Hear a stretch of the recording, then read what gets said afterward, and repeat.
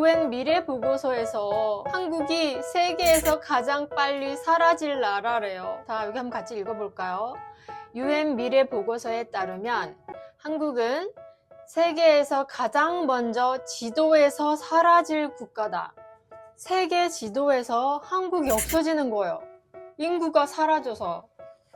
너무 무서운 예측이네요. 근데 중요한 건 이 보고서가 2008년에 만들어졌다는 거예요. 안녕하세요. 아루사의 한국 뉴스 2025년 3월 첫째 주 시작합니다.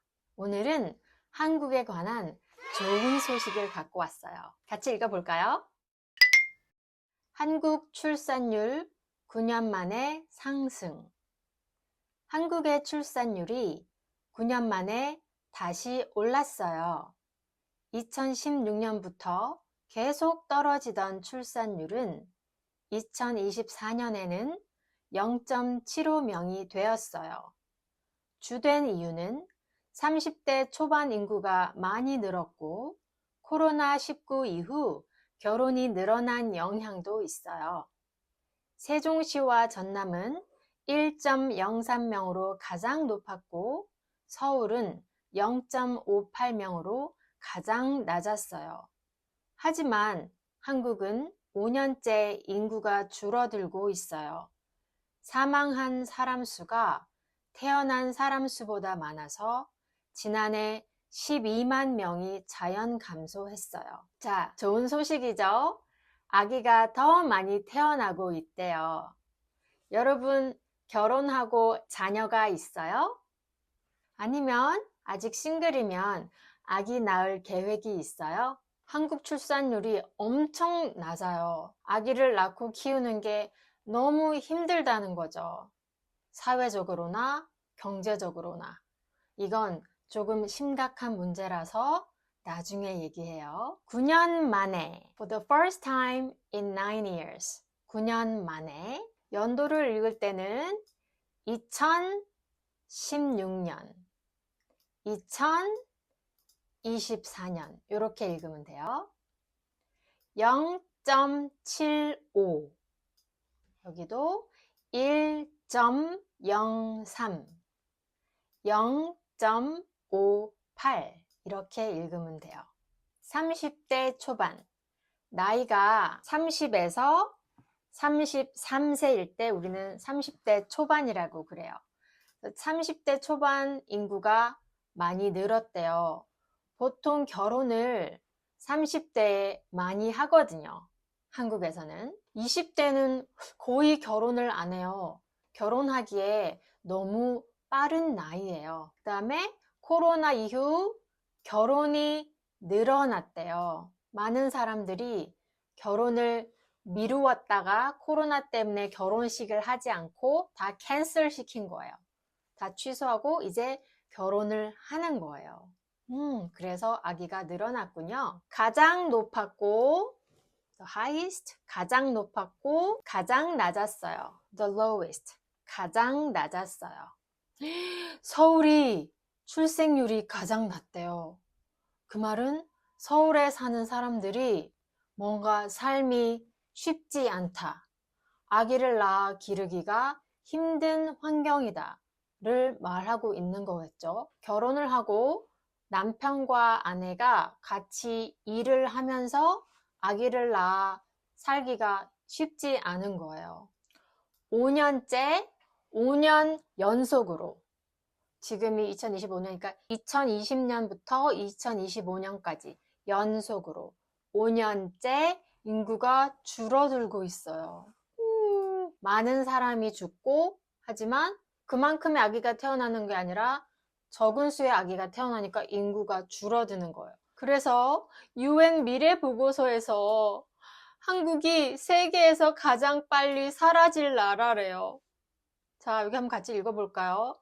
UN 미래 보고서에 따르면 한국은 세계에서 가장 먼저 지도에서 사라질 국가다. 세계 지도에서 한국이 없어지는 거예요. 인구가 사라져서. 너무 무서운 예측이네요. 근데 중요한 건 이 보고서가 2008년에 만들어졌다는 거예요. 그 당시 출산율은 1.2명. 우와. 옥스퍼드대 콜먼 교수는 한국이 지구상에서 사라지는 최초의 나라가 될 것이다. 무섭다. 여러분 나라는 괜찮아요? 주변에 보면 아기들 많이 낳고 사나요? 어쨌든 아기를 잘 키울 환경을 국가가 만들어줘야 될 것 같아요. 주된, 주된 이유. 결혼, 결혼. 여러분 결혼했어요? 결혼 안 했어요? 결혼. 영향이 있어요? 영향이 없어요. 인구. 사망한 사람. 태어난 사람. 감소. 줄다. 감소와 줄다는 같은 뜻이에요. 감소는 한자어고 Chinese letter, 줄다는 순 한국말이에요. Pure Korean. 줄다, 인구가 감소했어요. 인구가 줄었어요.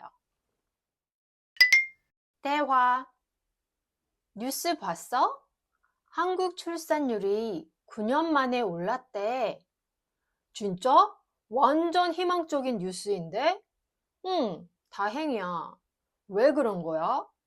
결혼하는 30대 인구가 늘고 코로나 때문에 연기됐던 결혼식이 많이 늘었대. 그렇구나. 그럼 한국 미래가 있는 거네? 아니, 전혀. 인구는 계속 줄고 있어. 사망자가 태어난 사람보다 많아졌거든.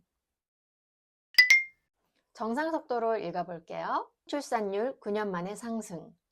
한국의 출산율이 9년 만에 다시 올랐어요. 2016년부터 계속 떨어지던 출산율은 2024년에는 0.75명이 되었어요. 주된 이유는 30대 초반 인구가 많이 늘었고 코로나19 이후 결혼이 늘어난 영향도 있어요.